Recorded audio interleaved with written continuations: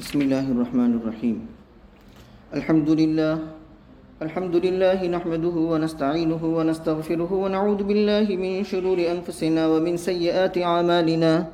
من يهده الله فلا مضل له ومن يضلله فلا هادي له، ونشهد أن لا إله إلا الله وحده لا شريك له، ونشهد أن سيدنا ومولانا محمدا عبده ورسوله صلى الله عليه وعلى آله وأصحابه وبارك وسلم تسليما كثيرا كثيرا.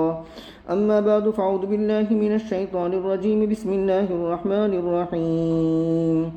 ألف لام را تلك آيات الكتاب الحكيم. أكان للناس عجبا أن أوحينا إلى رجل منهم أن أنذر الناس وبشر الذين آمنوا أن لهم قدم صدق عند ربهم.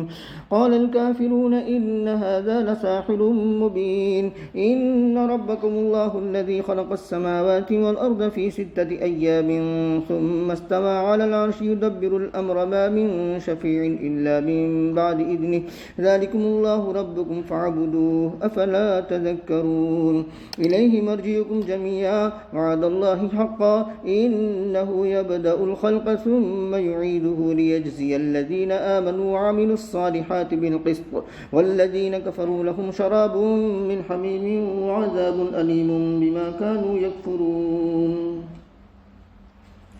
آمنت بالله صدق الله مولانا العظيم وصدق رسوله النبي الكريم ونحن على ذلك لمن الشاهدين والشاكرين والحمد لله رب العالمين. قابل احترام بزرگ اور عزیز دوستو اور میری معزز ماں بہنوں، سورۃ یونس کی ابتدا ہو رہی ہے. 1 سے لے کر کے 4 آیتیں پڑھی گئی ہیں. سورہ یونس کے اندر بنیادی مضامین توحید، رسالت اور معاد ہے. توحید یعنی اللہ تبارک و تعالیٰ کو ایک ماننا، رسالت یعنی رسول اللہ صلی اللہ علیہ وسلم کا رسول ہونا، معاد یعنی لوٹنے کی جگہ مطلب آخرت، مرنے کے بعد زندہ ہونا. یہ 3 بنیادی مضامین ہیں، اور ان 3 بنیادی مضامین کے ضمن میں موسیٰ علیہ السلام اور فرعون کا واقعہ، اور فرعون توحید کا قائل نہیں ہوا اور ربوبیت کا دعویٰ کیا، خود اللہ ہونے کا دعویٰ کیا، تو اس کی پاداش میں اس کو غرق کر دیا گیا، وہ واقعہ ہے. یونس علیہ السلام کی قوم پہلے توحید کی قائل نہیں ہوئی، عذاب دیکھا، پھر توحید کی قائل ہو گئی تو عذاب ٹل گیا. یہ واحد قوم ہے جن سے عذاب ٹل گیا. تو ضمناً یہ واقعات بیان کیے گئے ہیں، لیکن بنیادی طور پر اس سورت کا جو محور ہے وہ توحید، رسالت اور معاد ہے. سورت کی ابتدا میں الف لام را، یہ حروف مقطعات میں سے ہیں. مقطعات یہ ڈرائیو ہے، مشتق ہے قطع یقطع تقطیعا. قطع یقطع تقطیعا کا معنی توڑنا، کاٹنا، ٹکڑے ٹکڑے کر دینا، اور اسی سے مقطعات ہے. تو حروف مقطعات کا مطلب یہ ہوا کہ جن ابتدا یعنی جن صورتوں کی ابتدا میں یہ حروف آئے ہیں ان حروف کو الگ الگ الگ الگ کر کے پڑھیں گے، یعنی ان کو ایک ساتھ پڑھیں گے نہیں. جیسے الف لام میم تو علم نہیں بولیں گے، الف لام میم. جیسے حروف ہجائیہ ہم بولتے ہیں، حروف تہجی کا ہم پروناؤنس کرتے ہیں، تلفظ کرتے ہیں اس طریقے سے. تو الف لام را، را نہیں بولیں گے بلکہ بولیں گے الف لام را. حامیم آیا تو ہم نہیں کہیں گے بلکہ ہا میم. الف لام میم صاد آیا تو المس نہیں کہیں گے بلکہ الف کاٹ دو، میم لام صاد، اس طریقے سے الف لام میم را. تو تقطی، قطع یقطع تقطیعا، ٹکڑے ٹکڑے کر دینا. تو ان حروف کو ہم ٹکڑے ٹکڑے کر کے کاٹ کاٹ کر پڑھتے ہیں، الگ الگ کر کے پڑھتے ہیں، اس لیے ان کو حروف مقطعات کہا جاتا ہے. کل قرآن کریم کے اندر حروف مقطعات کی تعداد 14 ہے. کل حروف مقطعات کی تعداد قرآن کریم کے اندر 14 ہے، 14 ہے. اور جن صورتوں کی ابتدا میں حروف مقطعات آئے ہیں، جن صورتوں کی ابتدا میں حروف مقطعات آئے ہیں ان کی تعداد 29 ہے، 29۔ گویا کہ یہ 14 حروف مقطعات 29 صورتوں میں پھیلے ہوئے ہیں۔ یہ بحث سورہ بقرہ کی ابتدا میں بھی گزر چکی ہے، لیکن تذکیر اور یاد دہانی کے طور پر، دور کے طور پر اس کو دہرایا جا رہا ہے۔ اذا تکرر تقرر فی الذہن، جب کوئی چیز بار بار سامنے آتی ہے تو وہ ذہن میں بیٹھ جاتی ہے، سیٹ ہو جاتی ہے، تو اس نیت سے اس کو دہرا رہا ہوں۔ تو الف لام میم 14 حروف مقطعات اور کل 29 صورتوں کی ابتدا میں، تو یہ 14 حروف مقطعات 29 صورتوں کی ابتدا میں پھیلے ہوئے ہیں۔ ان میں سے الف لام میم یہ کل 6 صورتوں کے شروع میں ہے۔ الف لام میم کل 6 صورتوں کے شروع میں ہے۔ سورہ بقرہ نمبر 1، سورہ آل عمران نمبر 2، سورہ لقمان نمبر 3، سورہ روم الف لام میم غلبت الروم نمبر 4، سورہ الف لام میم سجدہ جو روزانہ ہم پڑھتے ہیں مغرب کی نماز کے بعد، الف لام میم تنزیل الکتاب لا ریب فیہ من رب العالمین، اور جمعے والے دن فجر کی نماز میں مسنون قرات میں اس کا شمار ہے۔ اور سورہ عنکبوت نمبر 6، الف لام میم احسب الناس ان یترکوا ان یقولوا آمنا۔ تو الف لام میم کتنی صورتوں کی ابتدا میں ہوا؟ 29 میں سے 6 صورتیں الف لام میم سے شروع ہوتی ہیں۔ اس کے بعد الف لام را، یہ 5 صورتوں کی ابتدا میں ہے۔ الف لام را 5 صورتوں کی ابتدا میں ہے۔ وہ 5 صورتیں: نمبر 1 سورہ یونس، نمبر 2 سورہ ہود الف لام را کتاب احکمت آیاتہ ثم فصلت من لدن حکیم خبیر، نمبر 3 سورہ ابراہیم الف لام را کتاب انزلناہ الیک لتخرج الناس من الظلمات الی النور، نمبر 4 سورہ یوسف الف لام را تلک آیات الکتاب مبین، نمبر 5 سورۃ الحجر الف لام را تلک آیات الکتاب وقرآن مبین۔ تو الف لام را 5 صورتوں کی ابتدا میں، 6 اور 5 11 ہو گئی۔ اس کے بعد حامیم، یہ کل 6 صورتوں کی ابتدا میں ہے۔ حامیم کل 6 صورتوں کی ابتدا میں۔ نمبر 1 سورۃ المؤمن، حامیم تنزیل الکتاب من اللہ العزیز، تنزیل الکتاب من اللہ العزیز العلیم۔ نمبر 2 حامیم سجدہ، جسے سورہ فصلت بھی کہتے ہیں۔ نمبر 3 سورہ زخرف، نمبر 4 سورہ دخان، حامیم والکتاب المبین انا انزلناہ فی لیلۃ مبارکہ۔ نمبر 5 سورہ جاثیہ، حامیم تنزیل الکتاب من اللہ العزیز الحکیم۔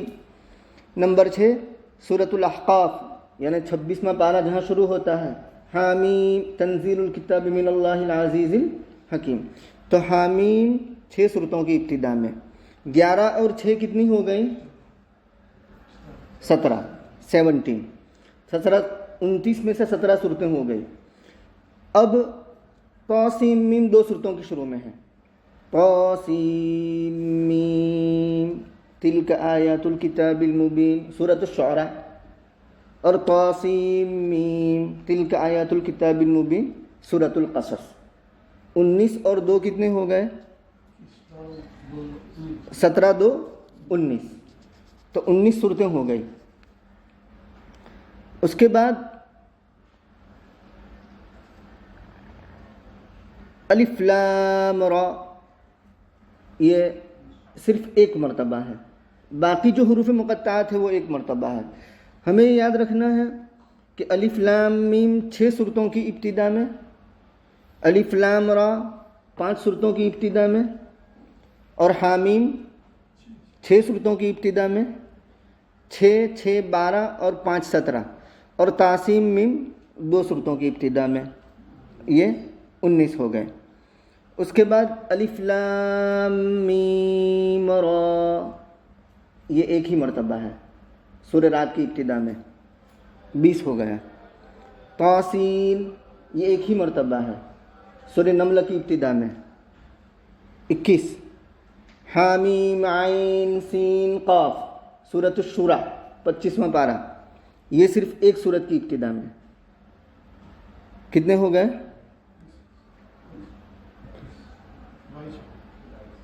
23، کیونکہ 19 تو وہاں ہوئے تھے اور سورہ رات کے شروع میں 20 اور یہ 21 اور 22۔ نون والقلم وما یسطرون صرف ایک ہی سورت کے شروع میں، 23۔ قاف والقرآن المجید ایک ہی سورت کے شروع میں، 24۔ اور صاد والقرآن ذی الذکر ایک ہی سورت کی ابتدا میں، 25۔ الف لام میم صاد ایک ہی سورت کی ابتدا میں، سورۃ الاعراف، 26۔ کاف ہا یا عین صاد ایک ہی سورت کی ابتدا میں، سورہ مریم۔ طٰہٰ ایک ہی سورت کی ابتدا میں، سورہ طٰہٰ، سورہ مریم کے بعد۔ یاسین ایک ہی سورت کی ابتدا میں، یہ 29۔ تو کل 29 سورتوں کی ابتدا میں حروف مقطعات ہیں۔ اب مفسرین کرام عربی تفاسیر آپ دیکھیں گے، اردو تفاسیر آپ دیکھیں گے تو حروف مقطعات کے ترجمے کے بعد وہ لکھ دیں گے اللہ اعلم بمرادہ بذلک، جس کا اردو ترجمہ یوں کر دیتے ہیں کہ اللہ اس کی مراد بہتر جانتے ہیں کہ اس کا کیا معنی ہے۔ تو جمہور علماء، خلفائے اربعہ، عبداللہ بن مسعود رضی اللہ تعالیٰ عنہ اور دوسرے جمہور صحابہ کا یہی مسلک ہے، اور تفسیر ابن کثیر نے ابن کثیر رحمۃ اللہ علیہ نے اس کو بیان فرمایا ہے کہ اس کی مراد اللہ بہتر جانتے ہیں۔ کچھ حضرات نے ان حروف کے معنی بیان کیے ہیں اور وہ یوں کہتے ہیں کہ یہ حروف اصل میں جن صورتوں کی ابتدا میں ہیں ان صورتوں کے نام ہیں، گویا کہ ان صورتوں کے نام سے ہی وہ صورت پہچانی جائے گی، الف لام میم۔ لیکن اس قول کے اندر التباس یہ ہوگا کہ ایک سے زائد نام الف لام میم والے ہیں، ایک سے زائد نام الف لام را والے ہیں، ایک سے زائد نام حامیم والے ہیں، تو دوسروں سے ممتاز کرنے کے لیے اس کے ساتھ کچھ لگانا پڑے گا، تو پھر دوسری الف لام میم سے الف لام میم ممتاز ہوگی۔ تو یہ قول مرجوح ہے۔ کچھ حضرات نے یوں فرمایا، جیسے مجاہد رحمہ اللہ تعالی، انہوں نے الف لام میم کا معنی بیان کیا کہ الف لام میم اور اسی طریقے سے جتنے بھی حروف مقطعات ہیں یہ قرآن کے ناموں میں سے ایک نام ہے، قرآن کے ناموں میں سے ایک نام ہے۔ عامر شابی رحمۃ اللہ علیہ بڑے فقیہ گزرے ہیں، وہ یوں فرماتے ہیں کہ حروف مقطعات جن صورتوں کی ابتدا میں ہیں وہ اللہ کے ناموں میں سے ایک نام ہے۔ اور ابن عباس رضی اللہ تعالیٰ عنہما سے یہ منقول ہے کہ جن صورتوں کی ابتدا میں حروف مقطعات ہیں گویا وہ اللہ کے نام ہیں جن کے ذریعے اللہ تبارک و تعالیٰ نے قسمیں کھائی ہے، یعنی اللہ کے نام ہیں اور ان کے ذریعے سے اللہ نے قسم کھائی ہے۔ لیکن یہ ذہن میں رہے کہ ان میں سے کوئی بات نبی کریم صلی اللہ علیہ وسلم سے منقول نہیں ہے۔ تو یہ ایک سیدھی بات ہے، جب نبی سے منقول نہیں ہے تو کہہ گزرو اللہ بہتر جانتے ہیں، زیادہ چکر میں پڑنے کی ضرورت نہیں ہے۔ تاہم کچھ حضرات نے الف لام میم کا یہ معنی بیان کیا کہ الف سے اللہ، لام سے جبرائیل، یعنی جبرائیل حرف جو ہیں لام ان کا آخری لام لے لیا گیا ہے، اور میم سے محمد، تو گویا کہ یہ تینوں کے اجتماع سے قرآن ہم تک پہنچا۔ اللہ کے پاس سے جبرائیل لے کر آئے اور جبرائیل لائے محمد صلی اللہ علیہ وسلم کے پاس، اور محمد صلی اللہ علیہ وسلم نے امت تک پہنچا دیا۔ تو یہ تینوں سے مل کر کے قرآن کریم ہم تک پہنچا ہے، الف لام میم، الف اللہ، لام جبرائیل اور میم محمد۔ کچھ حضرات یوں فرماتے ہیں کہ الف سے مراد اللہ ہے، اور میم یعنی اللہ کا ذاتی نام مراد ہے، اور لام سے مراد لطیف ہے، اللہ کا صفتی نام، اور میم سے مراد مجید ہے، اللہ کا صفتی نام۔ تیسرا ایک قول یہ ہے کہ الف سے مراد آلاء اللہ، فبأي آلاء ربكما تكذبان جو آتا ہے، تو آلاء اللہ کا مطلب اللہ کی نعمتیں، تو الف سے مراد آلاء اللہ نمبر 1، اور لام سے مراد لطف اللہ نمبر 2، یعنی اللہ کی مہربانی، لطف سے لطف، اور میم سے مراد مجد اللہ، مجد سے مجد۔ بس فرق یہ ہے کہ وہاں صفتی معنی ہے اور یہاں صفتی معنی سے مصدری معنی لیا ہے، یعنی اللہ کی بزرگی، اللہ کی مہربانی، اور وہاں مہربان اللہ، بزرگ اللہ، وہاں صفتی نام ہے اور یہاں صفتی نام سے مصدری معنی نکالا گیا ہے۔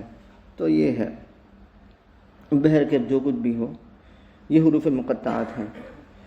حروف مقطعات کے ذریعے صورتوں کی شروعات کرنے کے پیچھے مفسرین نے بہت سی حکمتیں بیان کی ہیں۔ ان حکمتوں میں سے ایک حکمت یہ ہے، قاضی بیضاوی رحمۃ اللہ علیہ نے ایک سے زائد حکمتیں بیان کی ہیں۔ ایک حکمت یہ ہے کہ اصل میں عربوں کو اپنی زبان دانی پر بڑا ناز تھا، بڑا فخر تھا، اپنی فصاحت پر، اپنی بلاغت پر، اپنی زبان دانی پر۔ اسی لیے تو وہ غیر عرب کو اجمی کہتے تھے۔ اجمی کا مطلب یہ کہ گونگے، کہ زبان تو ہم جانتے ہیں، دوسرے لوگ تو گونگے ہیں، یعنی عربی ہم جیسی بول نہیں سکتے، ہم جیسی پڑھ نہیں سکتے، ہم جیسی لکھ نہیں سکتے، تو ان کو اپنی زبان دانی پر ناز تھا، فخر تھا۔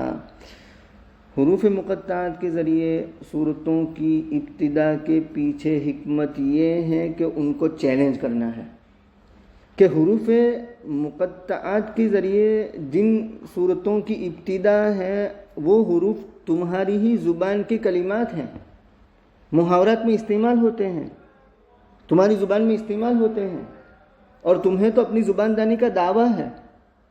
تو اگر تم ان کے معنی جانتے ہو تو ایسے کلمات لا کر کے بتاؤ، ان کے معنی بیان کرو۔ تو ان کے لیے چیلنج تھا، اور کئی ایک مرتبہ قرآن کریم کے اندر چیلنج آیا کہ تم یہ کہتے ہو کہ یہ محمد صلی اللہ علیہ وسلم نے اپنی جانب سے بنا لیا ہے، گڑھ لیا ہے، حالانکہ ایسی بات نہیں ہے، یہ کیسے ہو سکتا ہے؟ جب تم اس جیسا کلام لانے سے عاجز ہو، ان جیسے حروف لانے سے عاجز ہو، تو پڑھے لکھے ہو، اس کے باوجود اپنی عاجزی اور اپنے قصور کا اعتراف کرتے ہو، تو بھلا تمہارا یہ دعویٰ کیسے درست ہو سکتا ہے کہ محمد عربی صلی اللہ علیہ وسلم جو امی ہیں، کسی مکتب میں نہیں گئے، کسی مدرسے میں نہیں گئے، کسی جامعہ میں نہیں گئے، کسی یونیورسٹی میں نہیں گئے، کسی اسکول میں نہیں گئے، اور آپ یہ کہتے ہو کہ محمد صلی اللہ علیہ وسلم نے یہ کلام اپنی جانب سے بنا لیا، یہ کیسے درست ہو سکتا ہے؟ معلوم ہوا یہ ماننا پڑے گا کہ یہ کلام اللہ رب العزت کی جانب سے نازل شدہ ہے، منزل من اللہ ہے، اللہ کی جانب سے نازل شدہ ہے، یہ ماننا پڑے گا۔ تو گویا ان کے لیے چیلنج ہے، ان کے لیے تحدی ہے، ان کو خاموش کرنے کے لیے حروف مقطعات سے ان صورتوں کی ابتدا کی گئی ہے۔ یہ ایک حکمت بیان کی گئی ہے۔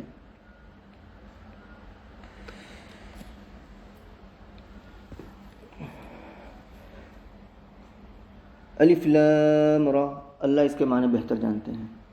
تلک آیات الکتاب الحکیم، یہ حکمت والی کتاب کی آیتیں ہیں۔ لفظ حکیم آیا، حکیم کا ایک معنی ہے ذو حکمت، حکمت والی، وزڈم والی، اور دوسرا معنی ہے حکیم کا پختہ۔ پختہ کا مطلب یہ ہے کہ قرآن کریم کے کلمات، قرآن کریم کے الفاظ، اس کا طرز بیان، اس کا طریقہ کلام، اسلوب بیان اپنی امتیازی شان رکھتا ہے اور بہت مضبوط ہے، بہت مرتب ہے۔ یہ مطلب ہوا حکیم کا، یعنی بہت پختہ کتاب کی آیتیں ہیں۔ ایک دوسرا حکیم کا معنی محکم کیا گیا ہے، مطلب یہ کہ اس صورت کے اندر کوئی حکم منسوخ نہیں ہے، کوئی حکم ابروگیٹڈ نہیں ہے، کینسل نہیں ہوا ہے، یعنی سبھی معمول ہیں، سبھی عمل میں ہیں، ان میں سے کوئی بھی تلاوت کے اعتبار سے یا حکم کے اعتبار سے منسوخ نہیں ہے۔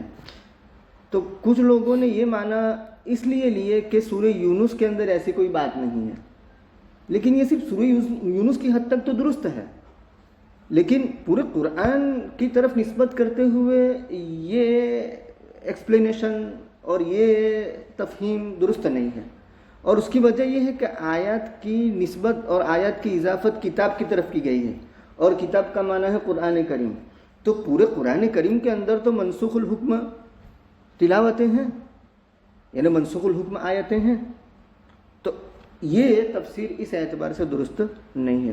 تو پہلا جو معنی مراد لیا گیا کہ حکمت والی، وہی ٹھیک ہے، یا پھر یہ سمجھ لو کہ محکم یعنی پختگی جسے ہم کہتے ہیں۔ تفسیر مدارک میں یہ نقل کیا گیا کہ حکیم حاکم کے معنی میں ہے، تلک آیات الکتاب الحکیم ای تلک آیات الکتاب الحاکم، یعنی فیصلہ کرنے والی کتاب کی آیتیں ہیں، اور یہ روز روشن کی طرح واضح ہیں کہ قرآن کریم فیصلہ کن کتاب ہے، حق اور باطل کے درمیان فرق کرنے والی کتاب ہے، تو یہ معنی ہوگا۔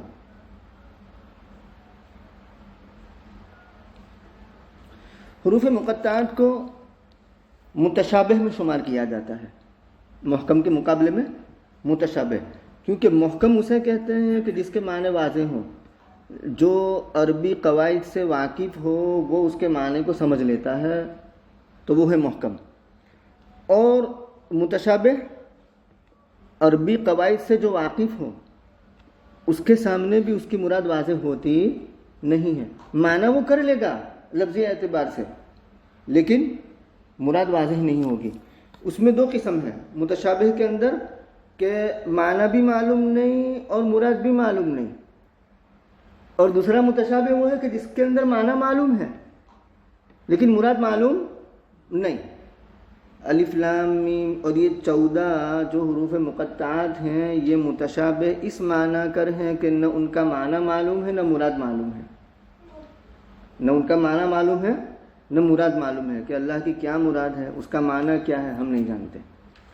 دوسرے متشابہ کی قسم کہ جو معلوم المعنی ہے لیکن غیر معلوم المراد ہے، جیسے ید اللہ فوق ایدیہم، اللہ کا ہاتھ ان سب کے ہاتھ پر ہے، یوم یکشف عن ساق، اللہ اپنی تجلی فرمائیں گے، پنڈلی کی تجلی ہوگی۔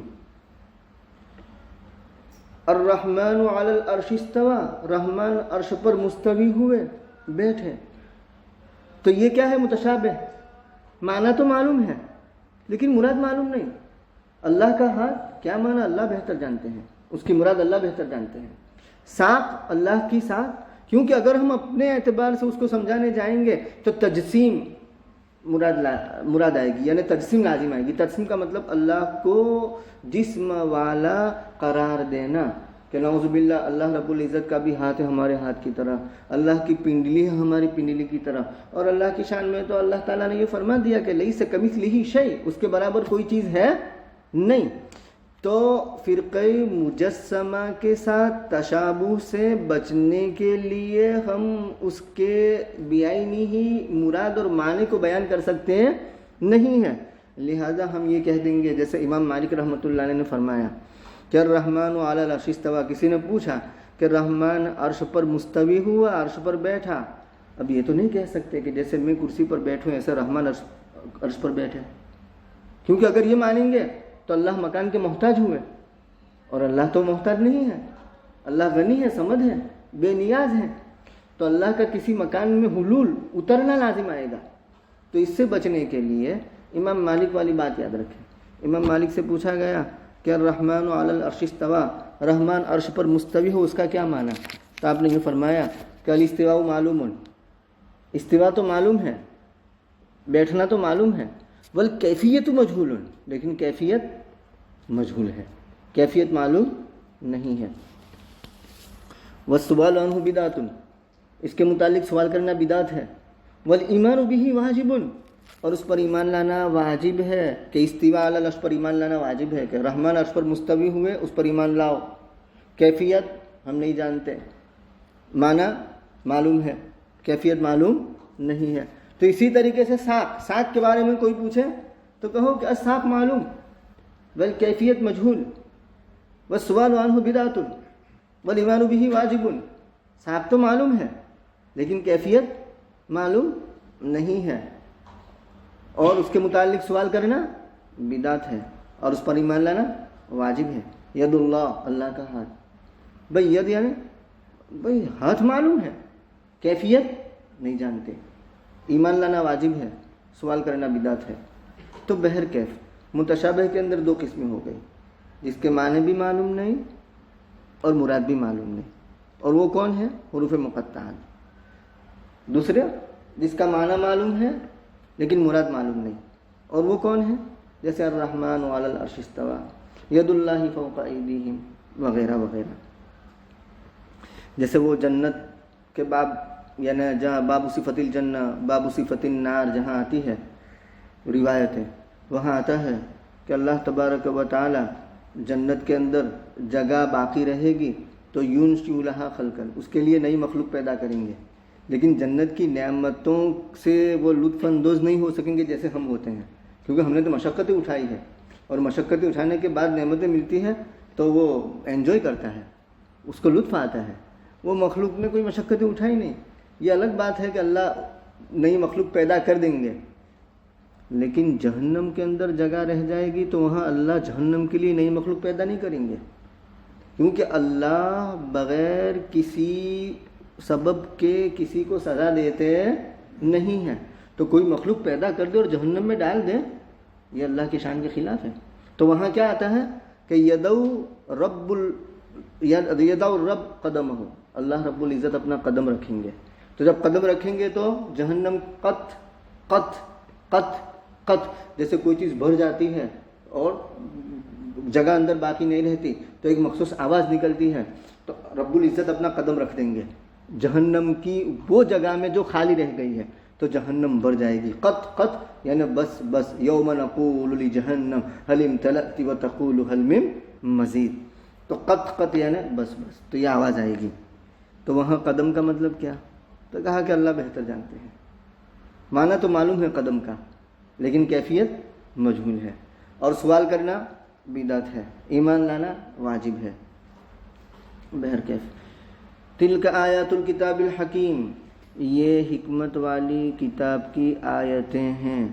اکان للناس عجبا ان اوحینا الی رجل منہم، کیا لوگوں کے لیے تعجب ہوا ہے اس بات پر کہ ہم نے وحی کی انہی میں سے ایک مرد کی طرف. انہی میں سے یعنی اہل عرب، خصوصاً اہل مکہ، مکہ والوں ہی میں سے، انہی میں سے محمد عربی صلی اللہ علیہ وسلم.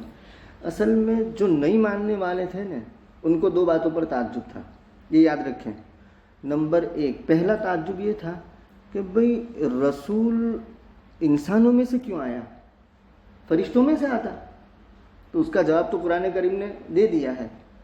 قُلْ لَوْ كَانَ فِي الْأَرْضِ مَلَائِكَةٌ يَمْشُونَ مُطْمَئِنِّينَ وَلَنَزَّلْنَا عَلَيْهِم مِّنَ السَّمَاءِ مَلَكًا رَّسُولًا.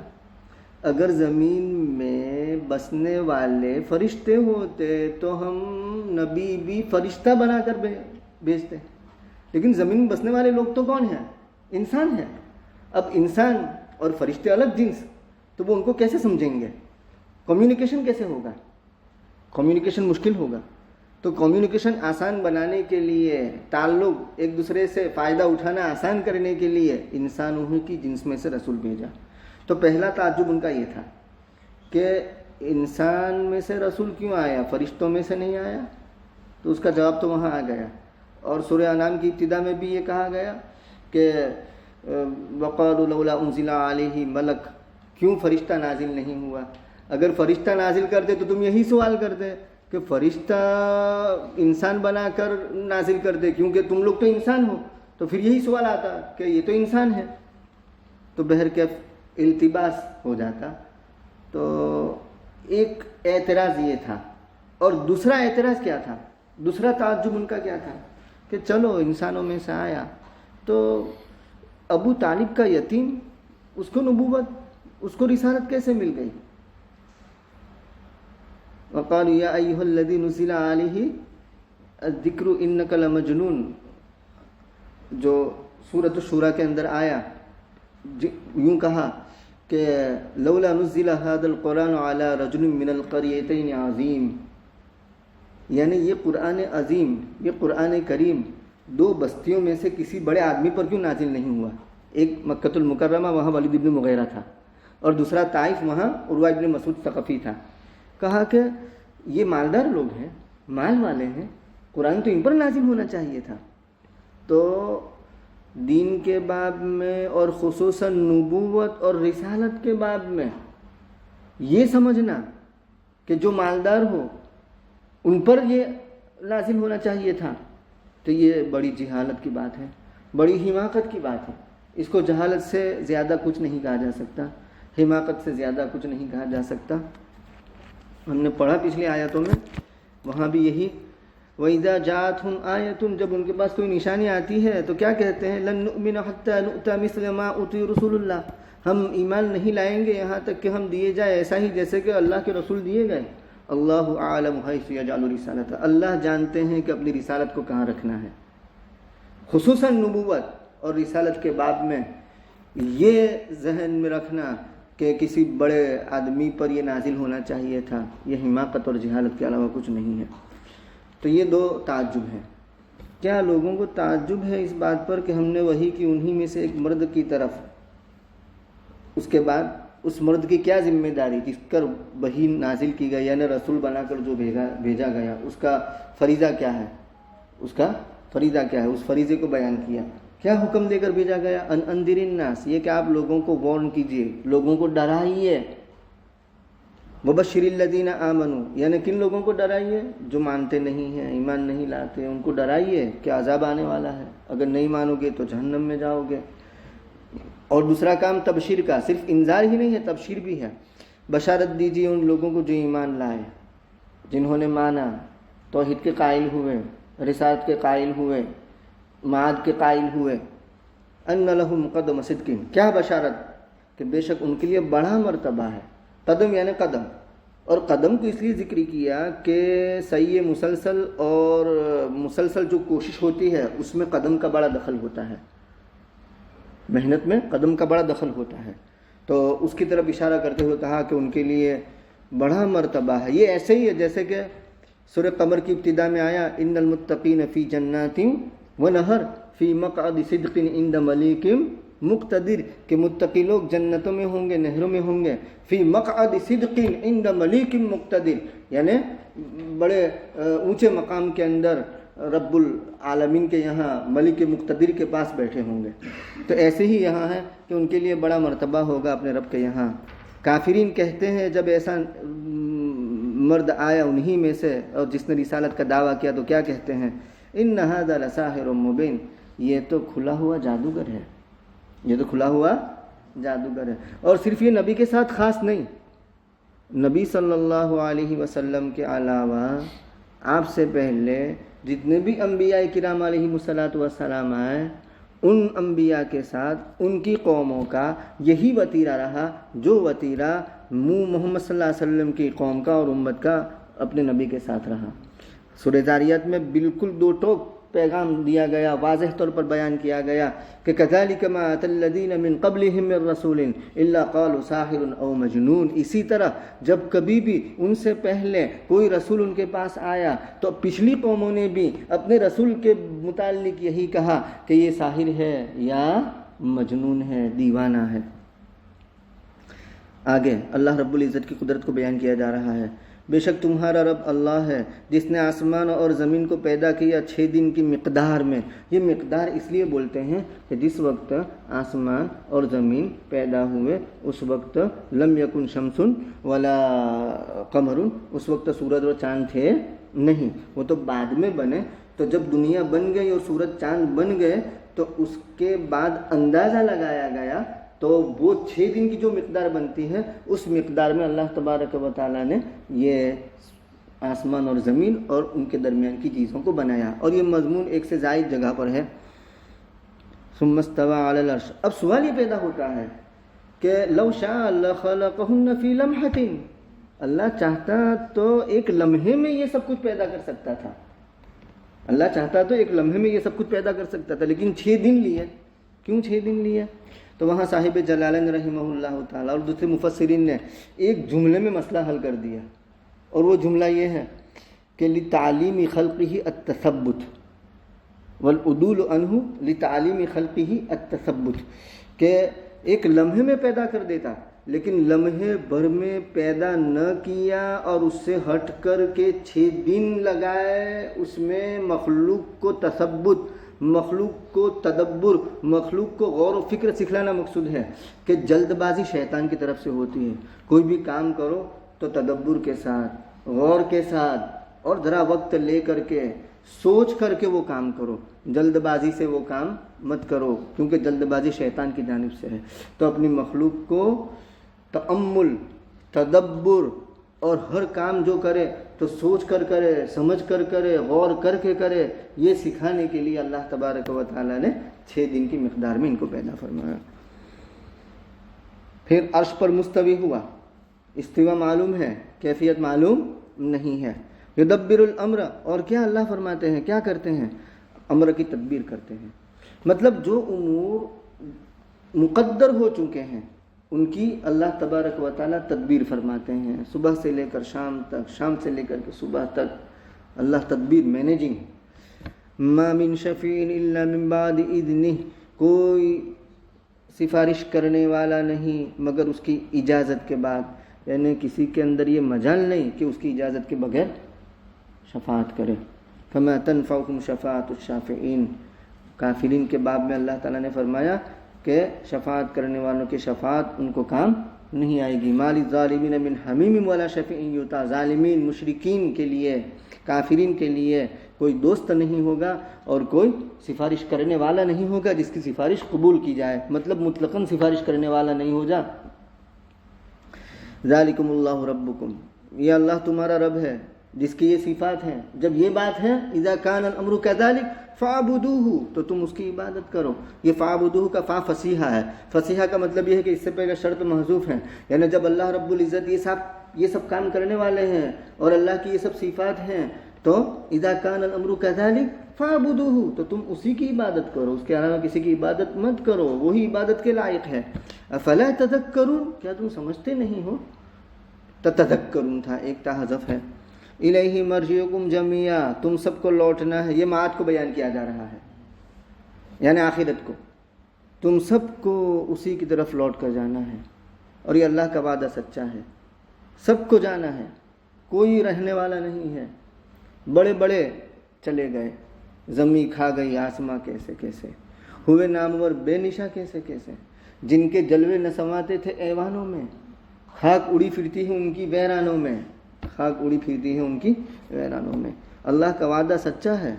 انہ یبدأ الخلق ثم یعیدہ، اللہ رب العزت مخلوق کو پیدا کرتے ہیں، یعنی ابتدا، نئے، اوریجنیٹ.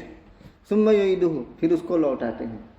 مطلب یہ کہ پیدا کرتے ہیں، اس کے بعد اس کو موت آ جاتی ہے، اس کو پھر دوہرائیں گے. کیوں؟ کیا مقصد؟ لیجزی الذین آمنوا وعملوا الصالحات بالقسط، تاکہ بدلہ دے ان لوگوں کو جو ایمان لائے اور نیک کام کیے انصاف کے ساتھ. یعنی یہ معاد کے اندر، آخرت کے اندر مرنے کے بعد دوسری مرتبہ زندہ جو ہونا ہوگا وہ اس لیے ہوگا کہ جو ایمان لانے والے ہیں ان کو ان کے ایمان کا صلہ ملے، یعنی جنت کی شکل میں، حور و غلمان کی شکل میں. والذین کفروا، اور وہ لوگ جنہوں نے کفر کیا ان کو بھی تو اٹھایا جائے گا. لہم شراب، ان کے لیے کھولتا ہوا، گرم کھولتا ہوا پانی ہوگا، یعنی پینے کے لیے گرم کھولتا ہوا پانی ملے گا. یتجرعہ ولا یکاد یسیغہ، کہیں یوں آیا کہ پانی پیپ ملے گا، پیپ پیئیں گے. یتجرعہ، گھونٹ گھونٹ پیئیں گے اور وہ حلق سے آسانی سے اترے گا بھی نہیں. وعذاب علیم، اور دردناک عذاب ہے اس وجہ سے کہ وہ کفر کرتے تھے. اللہ ہمیں ایمان کامل نصیب فرماوے، کفر، شرک، بدعات، خرافات، معصیت سے ہم سب کی پوری پوری حفاظت فرماوے، اور توحید کی پختگی نصیب فرماوے، رسالت کی پختگی نصیب فرماوے، اور اس کا ایک طریقہ یہ ہے کہ رسول اللہ صلی اللہ علیہ وسلم کے طریقوں پر عمل کریں۔ اللہ کہنے سننے سے زیادہ عمل کی توفیق عطا فرمائے۔ وآخر دعوانا الحمد للہ رب العالمین۔